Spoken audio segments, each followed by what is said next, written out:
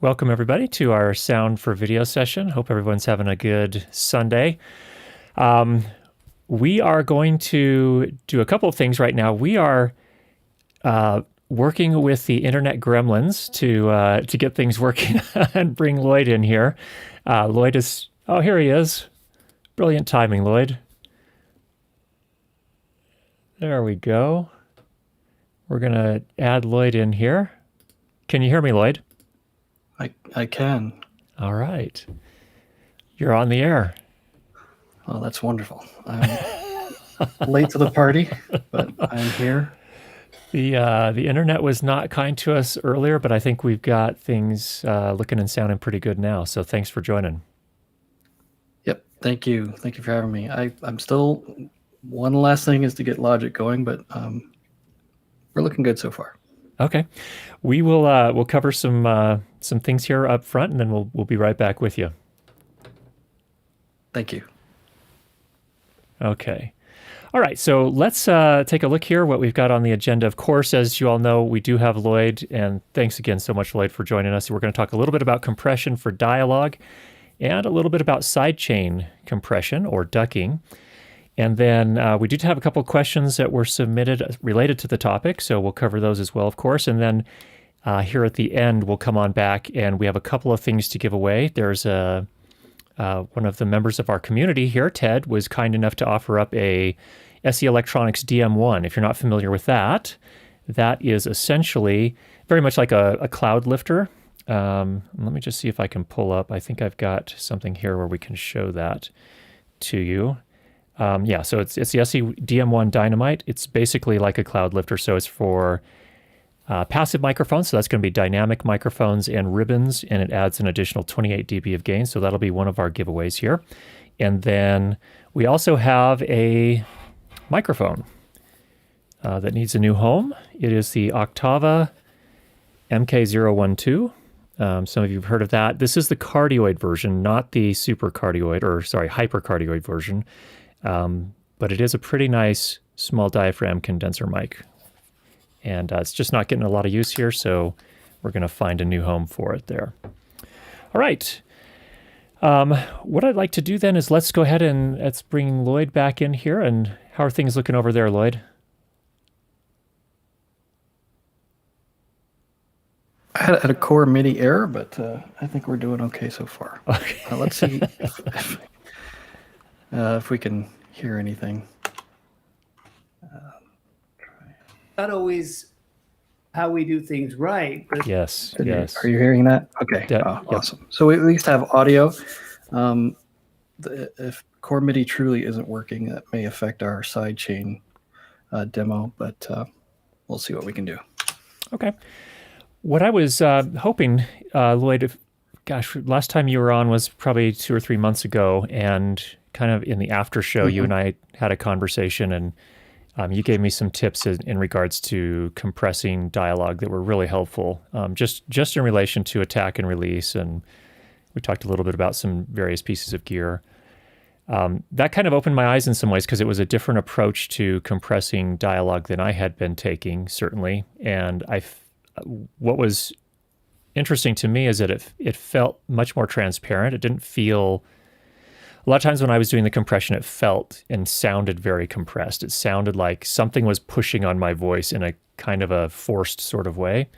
And some of the things you talked about kind of eased that up, gave it a more transparent feel, I felt like. So I was hoping we could cover a little bit of that today. Well, sure, absolutely. I think that is probably the most often sort of setback when you begin this, is like you turn the knobs and it sounds like compression and everybody goes, I don't like that. And they just kind of step away and it becomes this mystery thing. It truly is, honestly, compression is a black art in a way, because when you think about compression, the definition is that we have this dynamic window that is, for instance, the voice, which is extremely dynamic, probably one of the most dynamic instruments, period. And you think about, back in the old days when there was tape, there was a much more limited bandwidth available than the human voice can produce, or just about any instrument could produce. So you had to find a way, through performance. Certainly, a pop song isn't going to be the softest soft or the loudest loud. It's going to have an area. And so you set your gain so that area fits the medium that you're trying to record on. If you go with something that's a little bit larger in dynamics, then you need to start helping get that into perspective.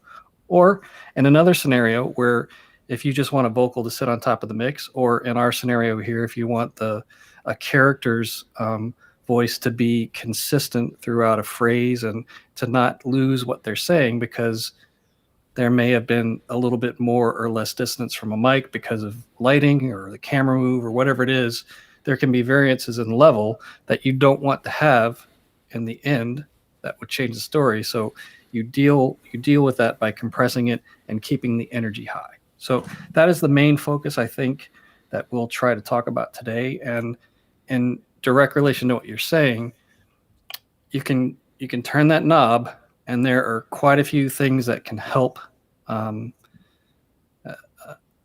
be a little bit more transparent. And I think that's what probably we should start talking about directly now. Yeah. Okay. Good. Are you in a position to share your screen there and kind of walk us through? My kind of the first thing I'm thinking is maybe just open up a compressor and start talking through some of the parameters that we typically see. I have forgotten. There it is. Screen 2. Let's see if this works. Here we go. You got it? Yep. Awesome. Okay. Oh, you've got screen 2. Let me give you a different screen. So sorry. No worries. That's the one. Okay, there we go. Cool. You got me? Gotcha. I had to tuck you away so I can't see where you're at. All right, so here I'm going to play a portion. This is kind of the patience part, because we really need to. You need to understand the original so that we can understand how we're going to affect it. And if we play this really quickly, let's see. We've got compressor. It is off. So this is our original, and this is taken from a video of an audio guy just talking in general, as any of us. Check. Okay.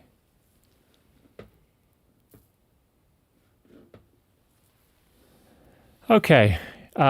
In theory, if you come over to this, it says that we're live. So we're going to see if we can try and get Lloyd back in here. We'll see what happens here. Can you folks confirm in the chat whether you can see and hear me at this point? Back again. Okay. Now we got to get our friend Lloyd back. Stand by while we do that. There was a case where Ecamm just crumbled to bits on us. All software issues from what I can tell. So we're going to try and bring Lloyd back in. Lloyd, if you can hear, let me just text him here real quick.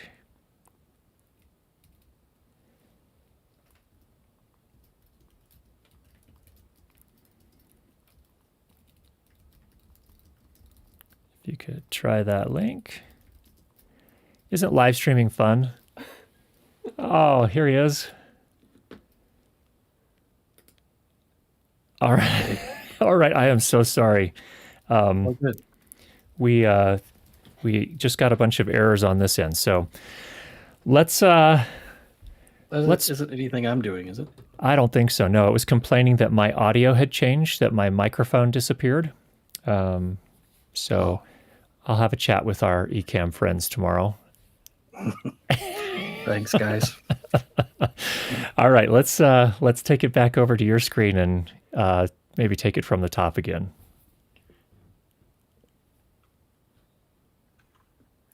Okay, we're back on live. Okay.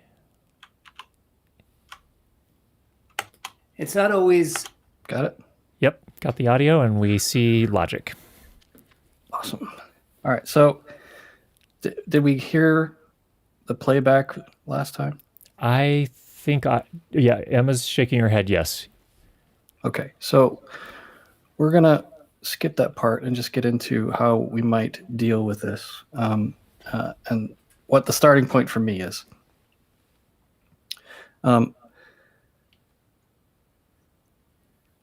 Looking really quickly at Lloyd Basic.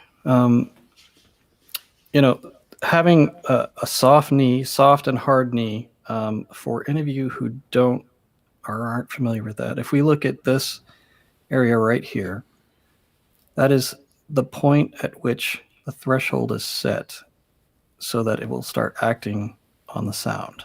So if we play, it's not always how we do things right, but it's how we do things wrong that sometimes gives us the desired sounds or the desired outcome. And so that bouncing ball, guitar distortion, tube amp is distortion, your threshold of the feedback, the audio coming in. So if you're below the point, no compression. If you're above it, there is compression. And so hard knees are typically heard. Okay, so that's key number one. If you want to hear compression, and there's definitely times in music, drums especially, guitars, just a lot of reasons you may want to actually hear compression as a texture or a device. Hard knee is your friend. Okay, but we're going to go to soft knee. Go ahead. You got a question? No, just nodding right along. Follow. Gotcha. And so that hard knee gets literally bent to what's called a soft knee. And let me get some more compression in here so you can see it. And you see as the compression gets heavier, it will let out less louder volume, right? So we're actually decreasing the size of the dynamic window. And how that turns on is controlled by the knee, which is what we've been talking about, but it's softer on a soft knee. So we get less of an apparent on and off setting. So soft knee, if you have a device, I would strongly suggest that if you're doing dialogue, that you work with a compressor that has a knee setting and get a soft knee. And that's kind of starting point number one. The other thing is level. Okay, so we're going to set our threshold now. I'm going to go back to the setting that I had, Spoken 101. We're going to take our threshold off, go down to a low compression ratio, and leave all of this. Let's double click that. Cool. So we're getting no help, really. None of the auto features are on. We want to leave those off. The level in is the level out at this point. We have a soft knee. That's it. The lowest compression setting we can have and actually get a threshold on. So we're going to switch over to meter and see how we can set the level within these first 10 dB, because that's kind of the sweet spot of certainly digital plug-in type compressors. They tend to act a lot faster than their analog counterparts. The analog versions can be, there's no rule for those because each one, quite frankly, will have a different little sweet spot. But in the digital world, they tend to be in that first 10, 15, 20 dB. All right, so let's set this It's not really always quick.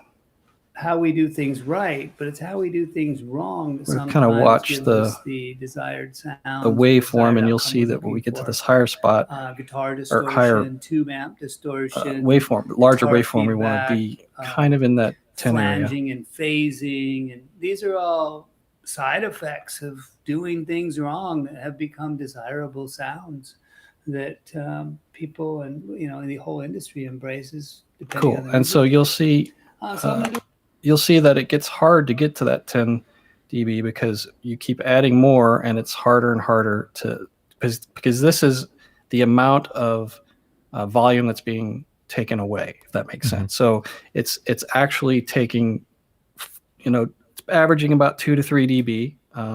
And then when it gets to the louder stuff, it takes a little bit more off. So part of that is the ratio.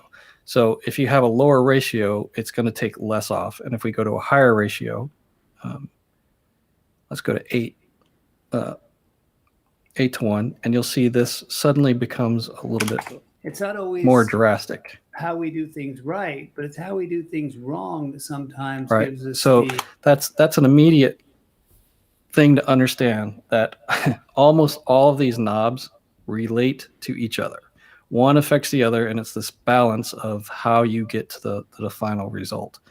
So generally, what I'll do is I'll start about 2 and get a threshold where it's a healthy threshold, but it really probably isn't doing everything that I want it to do.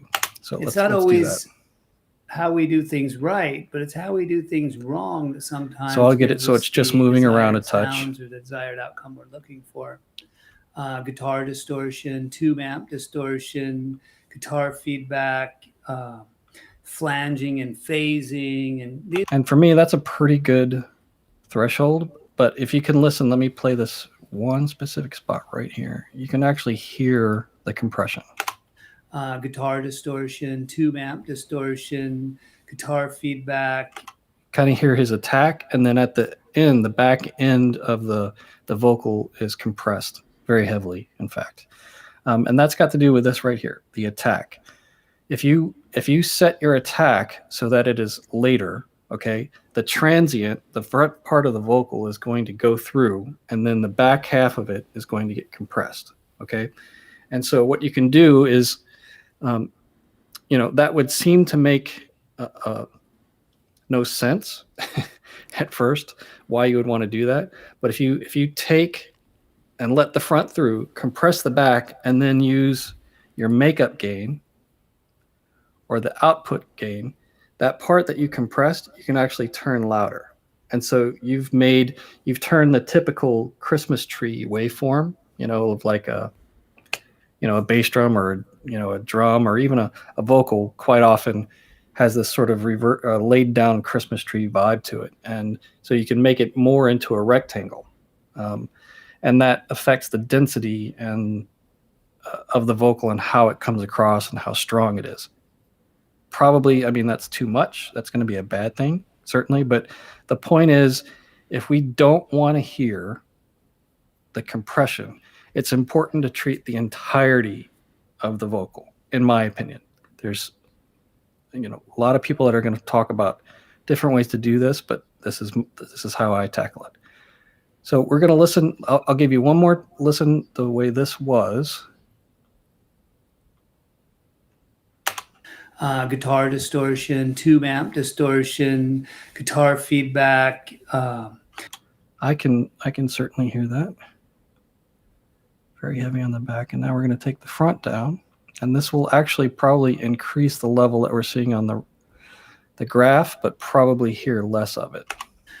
Guitar distortion, tube amp distortion, guitar feedback. That sounds a lot more natural to me. It is still a touch too much, probably. I'd back this down here and let's listen again. Guitar distortion, tube amp distortion, guitar feedback, flanging and phasing. And these are all side effects of doing things wrong that have become desirable sounds. Yeah, that's a lot more natural. So at that point, when you get everything set the way that you feel like it's, the meter, the compressor is breathing with the vocal the way you want it, you can certainly look at how the output is being affected, and you can certainly increase your ratio to get a little bit more compression. You can another trick is to increase the release, because that will actually clamp the compressor down to hold it longer. So 500, which is half a second, 500 milliseconds is my starting point for these transparent compressors. That is, 500 is my starting point, and you can go up to much as 4,000, which is 4 seconds, or 5K, which is 5 seconds. Now, this particular compressor isn't that accurate up there, so it really makes no.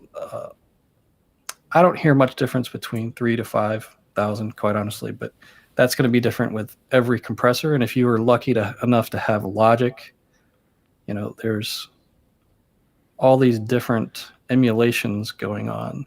Wow. So you have lots of choices. And these settings would be a little bit different on each one, but I'm just staying on the stock normal one. So that's the very touchstone of what Curtis was talking about. I think the two biggest things are the fact that the knee, Curtis, I don't think we have a knee adjustment on yours, do we? Let's see. On the SQ5, we definitely do. On the Neve, I think by its nature, it really is kind of a soft knee, but I don't think there's a separate setting for it. Yeah, that makes sense. So, attack and release, I think, and the amount of threshold we were putting on it, I think, are ultimately what allowed it to sound a little bit more transparent for you, I believe. Yeah, and exactly. And that it's a Neve compressor and it sounds really stinking good. Yes. And unfortunately, Rupert Neve just passed away, so. That is a loss for the sound world. It is indeed. But his equipment is great, and it's going to be great forever, so hallelujah. So you have some additional tracks down there. What's going on in gray there below the main track that we've been listening to? Mm-hmm. What are those all about? So what I did was I took this original, which I didn't alter. Okay, so this is how it is. I just chopped a chunk and did a in and out fade. And so what I did from there is I just did 3 sort of different compressions or schemes. And so one of them is this Spoken 101, which is what we just did or talked about. I'm going to take this off and make sure that this one is off. Okay. So we'll listen to, let's listen from 17. We'll listen to 17 to the end. And I'll play you the original and then the Spoken 101, how it turned out. And all I did was I had the original track with the compression on it, and I bussed it to another track so that the output could be recorded, and you can physically see the difference in waveform. Stark difference in waveform. Yeah. Yeah. So this is literally shaping the sound, and you can tell that this is our original, and this is our Spoken 101 with the settings that are generally my starting point and kind of mimic what's on Curtis's compressor. So you can see that the waveforms look pretty similar, but they have a little bit different character. And then you go to this Spoken Super Long, which I'll explain in a minute, and you can see how it's got vastly louder core and it all the way through. So if you look at this very quiet area and how much that was brought up, it's pretty drastic. And then we've got one down here that I call bad. It's an example of what not to do with compression, at least for spoken word. Unless you're doing sound effect, which is sound effects, all rules are out. But I think for dialogue, we need to keep it classy. All right, so let's listen to this really quick. This is the original. So I'm going to do a demo of the PCM60 and show you how to get the sounds out of there that I find desirable, and why I believe this unit is so popular and better than the emulators. Okay, now I'll mute that and go to 101. So I'm going to do a demo of the PCM60 and show you how to get the sounds out of there that I find desirable, and why I believe this unit is so popular and better than the emulators. So immediately you can see right away why it's such a big deal to pay attention to Curtis's videos about how to prepare your space when you're recording and your sound blankets and all of those things that really, really matter. Because if you listen to the original, it's very difficult to hear the close movement, the room sound, and actually him turning his head off mic. But it becomes very apparent with just even the most mild compression in Spoken 101. We can all hear that it comes up in focus. It probably goes from, I think, a minus 20. I didn't really measure these levels, but this is about a minus 8, and I'm talking FS. Just all I have is full scale meters on this, so just minus 8 is about where this one sits. So that's number one, Spoken 101. Let's go to the super long, and basically what this emulates are two things. I don't even know the name of the compressor, but there's a compressor that is the last line of defense. For instance, for a radio station, they'll have their the DJ, the music, and all that. They have effects and EQ that they run everything through to get their sound. But as they send it to the tower, the antenna that broadcasts everywhere, there's actually another pair of compressors, assuming it's FM and stereo, that clamp down even more. And they're very, very different sounding than almost anything else I've ever heard anyway. And they're extremely long on the release, and how they deal with the attack is very unique. So this sort of emulates that, and it kind of has a hint of what's called a Fairchild in there too. So it's just a longer release. So I'm going to do a demo of the PCM60 and show you how to get the sounds out of there that I find desirable, and why I believe this unit is so popular and better than the emulators. So that one is very awesome, in my opinion. And I'll play this really quickly to show you what it looks like, because it has a very different look. So Spoken super long. I used a different compressor totally. And if you watch the needle, what it does is the release is nearly at 5K. It is 5K, yeah, 5 seconds. So soft knee, and the threshold is quite conservative, but the ratio is pretty strong. So here's what it looks like, because it actually looks very, very different.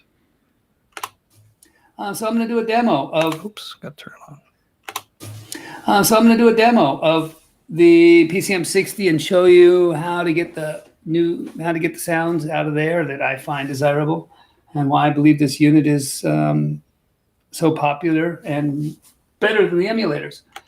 So it's very unique, because you'll see that the louder information in the front actually allows the threshold to be hit. And then as soon as that loud stuff goes away, it very slowly starts going down. And so all of that softer stuff that's after it just stays loud very naturally. And so it's a unique sound. Not everybody loves it, and it wouldn't be perfect for everything. But if you had a long recording that you needed to get into, kind of wrangle it into submission there, that would be a good one for you to use, because it's kind of set and forget. Yeah, like a podcast, for example, maybe. That would be a good starting point. You could, if you had some of those, you have to do a lot of detail work on, but you could run this through and print it to another track, and that would take care of a lot of the level issues for you. And then you can just go through and do whatever other stuff that you had to do to it. Yeah, the little gremlins that appear as a result, actually. Yeah. Yep. The mouth clicks, the breathing and the breath that comes in. Yeah. Yep. Yeah. Absolutely. And then I'll just really quickly play you one bad version. So I'm going to do a demo of the PCM60 and show you how to get the sounds out of there that I find desirable, and why I believe this unit is so popular and better than the emulators. So that one actually makes the body noise almost louder than the voice. But what were you saying, Kurt? I was going to say, it almost feels like someone's pressing on the sides of my head when I listen to that. It has that kind of, Yeah. I mean, very really. It's compressing you rather than the vocal, right? Exactly. Well, let's look at that really quick. I used a different compressor for that as well. Spoken Pad. There's nothing wrong with this compressor. I'm just using these settings, and it's really quick. This emulates this SSL, and it's a great compressor, but these settings are horrible. So let's run this. Let's see, everything's muted. Yeah, let's run this so you can see what this is doing. And you'll see there's a very quick release, which is exactly opposite of what's been sounding good. Mm-hmm. And there's a bit of the attack moving back. Let me reset that. There we go. There's a bit of attack, so it kind of lets the front in, and then it grabs the back, and it's yeah, wrong. Could be fun for an instrument. So I'm gonna do. Oh, for drum room, this would be really, really good, actually. Yeah. So I'm gonna do a demo of the PCM 60 and show you how to get the sounds out of there that I find desirable, and why I believe this unit is so popular and better than the emulators. Yeah, so this is actually doing that scenario where we're taking the laid down Christmas tree and we're turning it into more of a rectangle. Mm-hmm. And for drums and a drum room, that can be very, very desirable and Bonham-esque. But for this, no. I'm just curious. So the folks watching now, are you feeling that? Are you hearing? You hearing that? How's this coming across? Yeah, the spoken bad one. How is that? When you listen to that, how do you describe it? Yeah, we'll let those. It'll take a while. There's some latency here, of course, but sure. And I don't have the stream up, so I don't see text at the moment. Yeah, so we'll bring those up. Yeah, we'll let you know. All right. While those are coming in, let's. So that's really helpful. So generally for dialogue, I think basically what I'm hearing you say is, and then kind of the thing that was eye-opening to me was a really fast attack, much longer releases than I had ever been using, and then kind of especially there seems to be a very tight relationship between ratio and threshold, and I feel like with dialogue I end up starting around 3 or so, and then kind of tweaking the threshold, and then if I feel like okay, am I listening to it, if it feels a little too too heavy, I can kind of adjust those two. So maybe back off the threshold and maybe dial up the ratio, or maybe dial down the ratio and increase, go cut the threshold a little bit lower. Well, I understand that struggle. And honestly, today's talk is just about compressors. So I'm solving all of the issues with a compressor when normally I probably wouldn't, if that makes sense. So if I was to go, if I'm compressing something and I truly don't want to hear it, I may do region-based automation, if that makes sense. So there's we all are familiar with, hopefully we're familiar with automation, and there's two basic types. We've got one that is based literally on the entirety of the track left to right. So as you move up and down, it records that and plays it back in its entirety. And that's fine. But to do quick ballpark things like, this is obviously too low, this is a little hot, you can take and cut a region. So let me do that now. Let's see if we take and just cut here, and oh dear, there we go. Why are you being stubborn? There we go.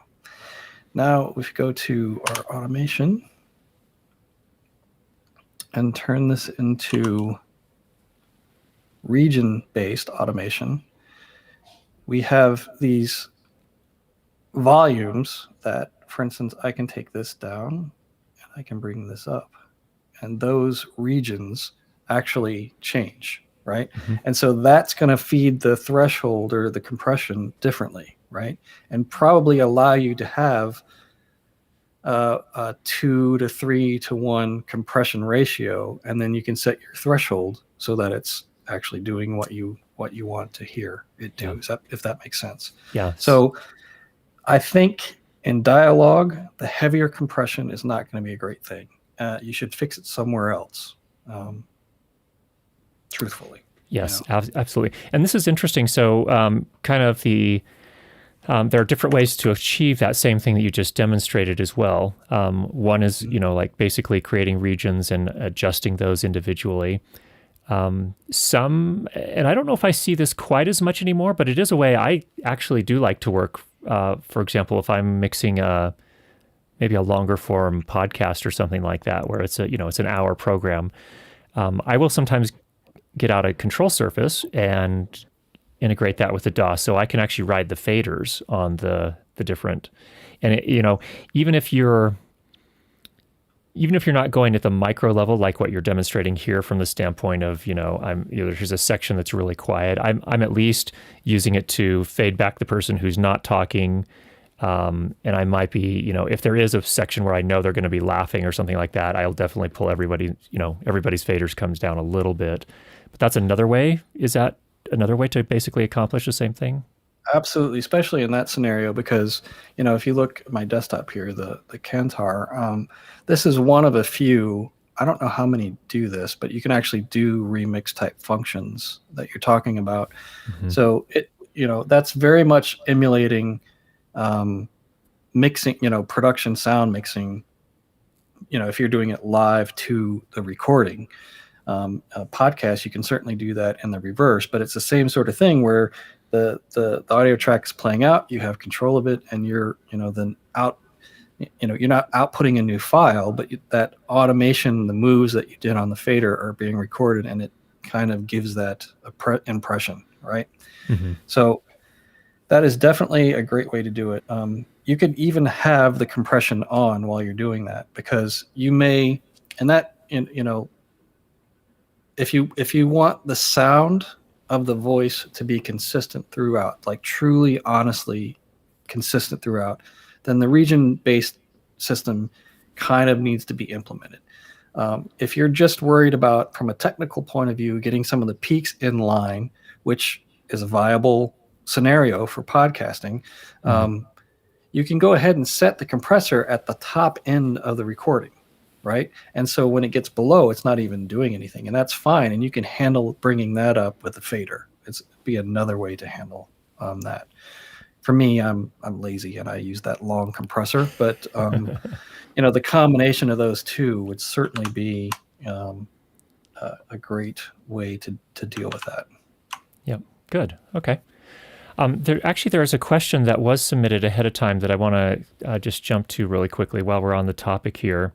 And that is, Boulder Surfer asked, in terms of today's topic, is applying the wrong compression something that can exacerbate things like sibilance beyond too much simply making someone's voice sound robotic or otherwise overprocessed? And I think we've already kind of answered that question to some extent, but let's talk, if you would, specifically about sibilance. Is that something we have to watch for once we compress it may emphasize that a little bit? And if so, how would you deal with that? Well, sibilance... we're going to assume it's a recording, right, that we're dealing with? Yeah. Okay. So, in that scenario, with today's tools, it's really, really simple to go in and highlight that little section that's bothering you, and just turn it down, right? That is that is one direct way. But that would be in like more of a music scenario where sibilance, it can be less of a problem in music than it can be in voice. Voice is very unpredictable, and we don't know how it's going to happen all the way. That's the live side of it. On the recorded side of it, sibilance is an issue. It's a frequency specific issue, and it has been in the past tackled with a very specific compressor, right? So if we have a de-esser, right, that's nothing but a compressor that is working on a very specific frequency and a very small width of that band that you're working in. So let's take 4K, for instance, right? That I don't have, let's see, if we go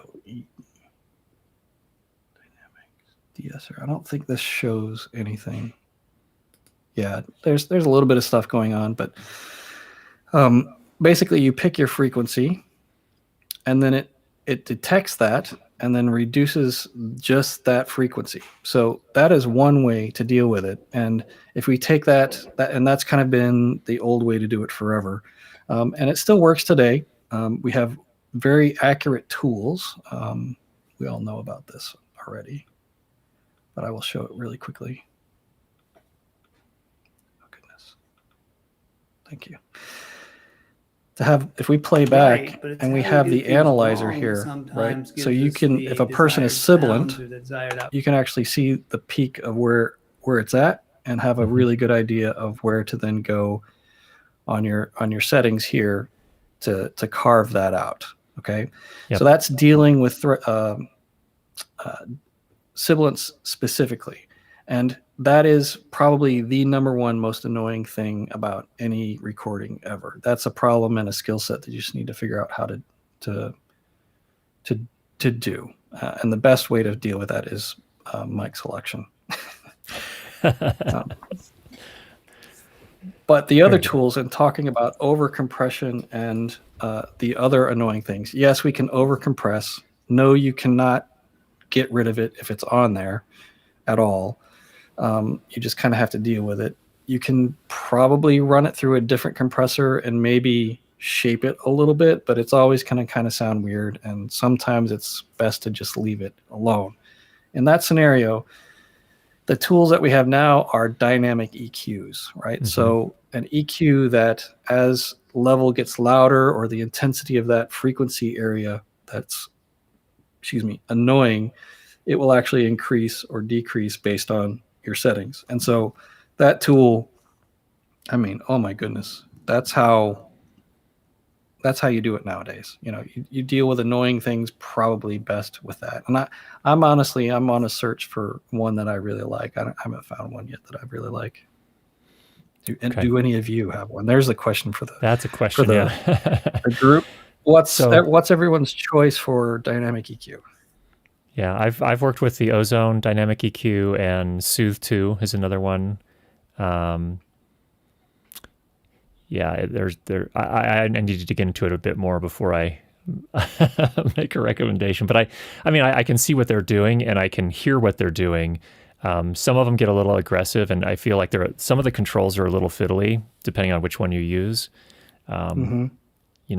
So that's interesting. The Ozone one is you have a little bit more. It takes the approach of a kind of a more traditional parametric EQ, but so you get to choose the frequencies where you want it to kind of do its heaviest work. That has to be a requirement. We must be in control. I'm not going to let the box be in control, for sure. Yep. And another tool. Sorry, is there a question?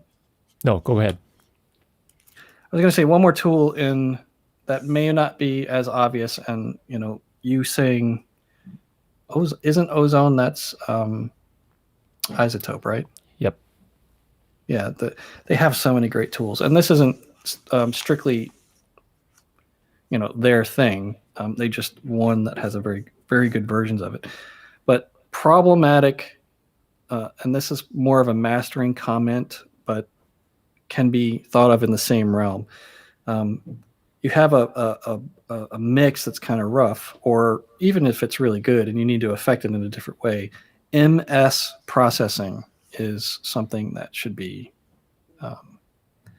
if you're not familiar with it, you really should be, because instead of the typical way is to put a compressor on, and it basically affects the left and right similarly, right? So if one threshold is gone over, it kind of subtly deals with both sides together. You can separate that so it's different. But MS takes a whole nother route, and it takes the mono signal separate from the stereo signal, and you can compress and EQ those differently. And you'd be shocked at what a difference it can make on many things. And actually, you can end up kind of changing the volume of a vocal in a mix, quite frankly. It's pretty powerful, and something that everybody should put on their checklist. Very good. Very good. Here's a very practical question from Rob. Chris Jansen, who says, I'd love to hear Lloyd's thoughts on how best to use the one knob compressor on my mixer during my live stream. So it's one of the little Behringer mixers. It has basically a single potentiometer that you can turn for a compressor. How would you approach use of one of those? I would do my best to figure out where the 4-to-1 compression ratio kicks in and don't go past it, if that makes sense. So I would feed it a good healthy signal. Don't have it too low, because that's going to just raise the noise that's in the signal. So gain staging is important. Gain it if you know you're going to go ahead and compress it, gain it a little hot. And that'll keep it on the, because my guess is probably on the less affected side, that there's less, they probably combine threshold and ratio together, right? Mm-hmm. And then have an auto attack release. That has to be how they're working it. And so I would say that in that first third of the knob is probably the sweet spot of where the electronics actually sound good. And beyond that, probably a little sketchy. So go in hot and tame down to the 4-to-1 point, and don't go past it. Yeah, good. Okay, good. Just FYI, Greg recommends FabFilter when he's talking. I think, when you're talking about dynamic EQ, and I've always been a little intrigued by FabFilter, and I haven't put any of my money down on any of them yet. It's a bit of an investment, but a lot of people. A lot of the post houses, certainly they're relying on those heavily. Yeah, sure. I mean, that can make you sound like a genius, I bet. How did you EQ that? FabFilter. I'm really good. Good stuff. All right. You did a little bit more in that demo project there. I'm wondering if we could take a look at that. And specifically, one thing that I think most of us, once we do more than just a simple YouTube video, or even just doing simple YouTube videos and doing the mix, we have to have a music bed at some point. And how do you effectively, mix the two together, the music bed and the dialogue, without them competing and, going through that whole little arms race of, which is going to be louder and softer, and how does compression fit into that? Yeah, well, I did a really quick version of this with what's available in Logic. I'm not terribly in love with this compressor sound, but this will get the idea across, and the fact that we can use a compressor for more than just compressing. Sorry. So we're going to take a listen. We've got the vocal, which is just a chunk of the vocal that we've been listening to. There's nothing on it. It's just what you would consider an average recording, and you're throwing this into your video editor and trying to get, a mix out to YouTube. And then on the music bed, that is straight up drug in from Apple Loops. And then we put a compressor on it, and we're going to listen to it without anything with it bypassed. So this is, we're all familiar with this. I shouldn't even have to play it, but here, let's go. Oh, I got to unmute. Come on, Lloyd, you're a pro. It's not always how we do things right, but it's how we do things wrong that sometimes gives us the desired sounds or the desired outcome we're looking for. All right, we're all familiar with that. It's like, oh my God, please just dock it for me. And honestly, there's so many tools in the editors today that it probably does it automatically for you anyway. But if you're in a situation where you can't use that. So the compressor, just to clarify, the compressor is on the music track, right? The music is what we want to be affected. The vocal is king here, right? So when the vocal comes in, we want the music to drop. And then when it stops, we want the music to come back in. Perfect. So what we're doing is we're putting the compressor on the music, and then we feed as a key or a side chain, same thing.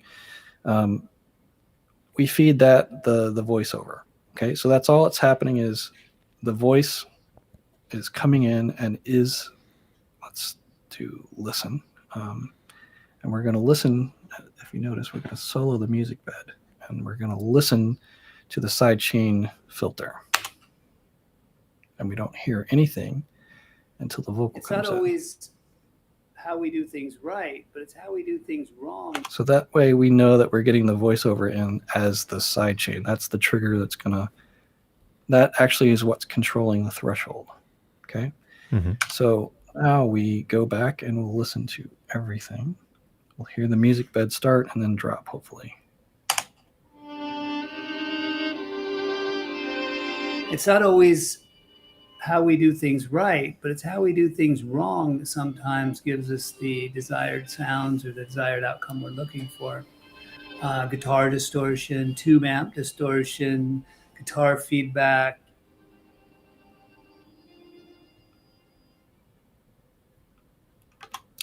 And that's that little trick. Very good. Very good. And we could go lighter than that too. I think there are like if you wanted to lighten that up a little bit, which of those parameters would be the first you'd go to? Would you go to threshold first, ratio first, maybe the combination of those two? By lighten, you mean hear more of the music? More music, but still to the point where it's not super competing with the dialogue like it was without anything. Kind of a middle ground. Got you. Let's try a threshold and see what that does. It's not always how we do things right, but it's how we do things wrong that sometimes gives us the desired sounds or the desired outcome we're looking for. So that's definitely going to be one of the factors, right? Mm-hmm. So we learned also that generally speaking, threshold and ratio are going to be kind of strongly used together. I don't think I saved this. I didn't, so we'll guess where it was. We can also bring this back a touch. It's not always how we do things right, but it's how we do things wrong that sometimes gives us the desired sounds or the desired outcome we're looking for. Guitar distortion, tube amp distortion. So that becomes, a function of probably both of these. Mm-hmm. Because threshold certainly is, I think, the biggest factor on a side chain, right? So the side chain, to get generally side chains are going to be heavy. Actually, let me clarify that. External side chains. Okay, so let's be clear about that. The side chain right now is an external side chain, meaning that we are side chaining a different audio signal than the one that's being run through the compressor. That's an external side chain. You can actually, and let me do that really quick just so I'm sure to show everybody, and I'm ruining this setting, but I think it's worth it. I'm going to go to recall default, and now we should be internal. Yeah. So now we have music bed only. And so what we would do here is let's go back to our side chain and listen. We'll go to low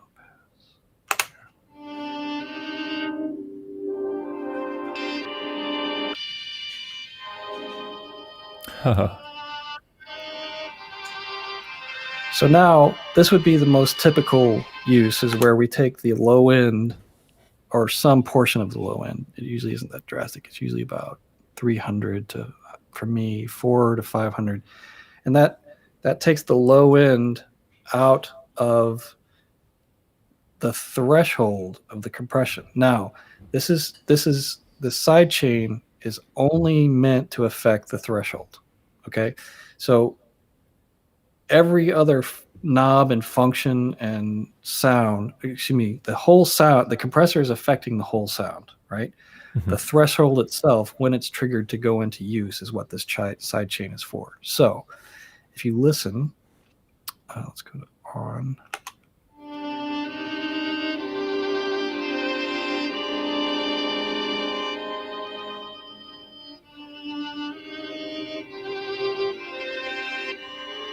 You can almost hear the violin that's going da, da, da, da, da. The melody. You can almost see the melody is what's controlling the threshold, and that's very different than, if we put the bass back in, you would see it stay a little bit more because there's low end drone going, right? Mm-hmm. So it's a way to, the easiest scenario to describe is, if you listen to a dance tune, there's so much bass in it that if you put a compressor on with no side chain, that the bass, basically you're just compressing the bass, right? Right. So you need to get rid of that so that you can get a more representative compression sort of, I don't know how to describe what I'm trying to say.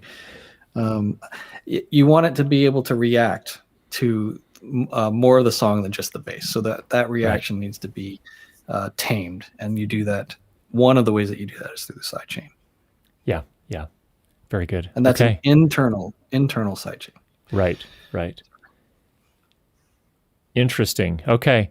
You've opened a new world to us, so we need about 6 more hours just to get the basic information here.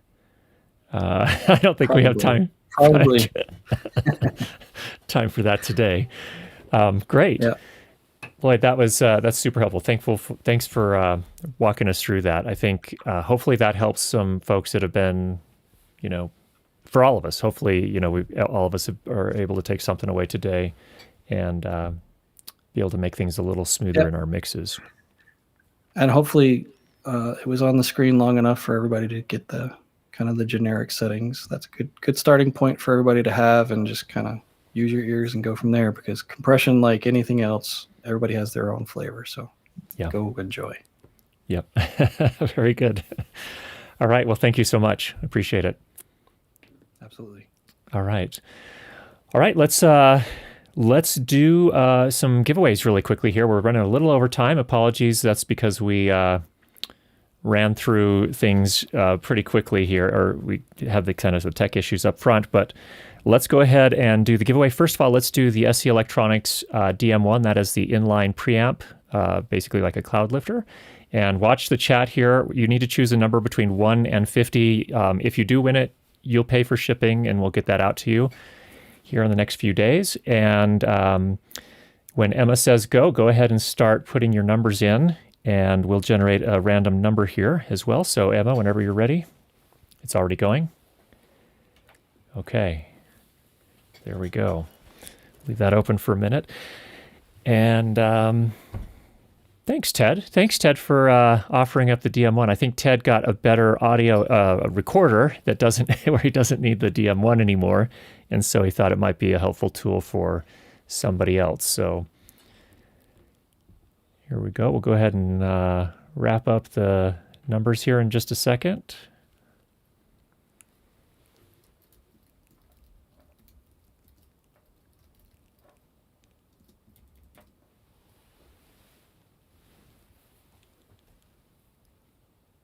We're using random.org again to generate our random number, which seeds from atmospheric noise. Okay, we'll wrap it up there. So our random number for this one was 44. So Emma's going to take a look through the chat here and see what she can find. Looks like we had a 42 there. There was a 45. Oh, there was a 45. It's exciting. There it is, Peter. I think you're the man today. So, Peter, if you want to email me at curtis@learnlightandsound.com, I'll put you in touch with Ted, and you guys can work out the shipping details. Congratulations. All right. Happy recording with that, Peter. All right, next up we have the Octava. Small diaphragm condenser microphone. It is the cardioid version. Comes in the box. It also has a 10 dB pad if you are going to record some louder sound sources. So that's nice. And does come with the Russian style microphone stand clip as well. Okay, let me choose a random number, and Emma will get the guessing started again. Between 1 and 50 is what we're looking at here. And it looks like it's starting. Okay. For those that won stuff last week, I'm just following the United States Postal Service tracking, and it looks like they're getting to Europe at this point, or at least leaving the United States. So hopefully if you haven't received yours yet, you'll receive it here pretty soon.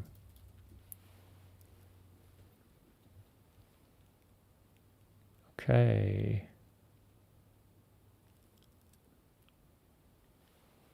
Just about there.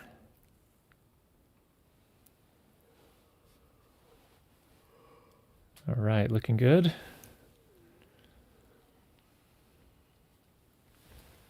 Okay, we'll wrap it there. And the random number this time was 23.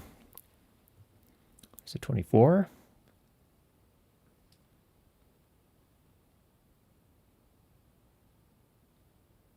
Oh. There was a 23. There's a 23. Okay. Looks like we have a winner, Mr. Thomas Donalek. So Thomas, if you'll email me, curtis@learnlightandsound.com, we'll get that arranged to ship out to you. So congratulations, and I hope that works nicely for you. That's a pretty nice little mic. All right. Thanks, everybody, for joining us today. Get out there and make some great sound this week, and we will talk to you again next week. Take care, everybody.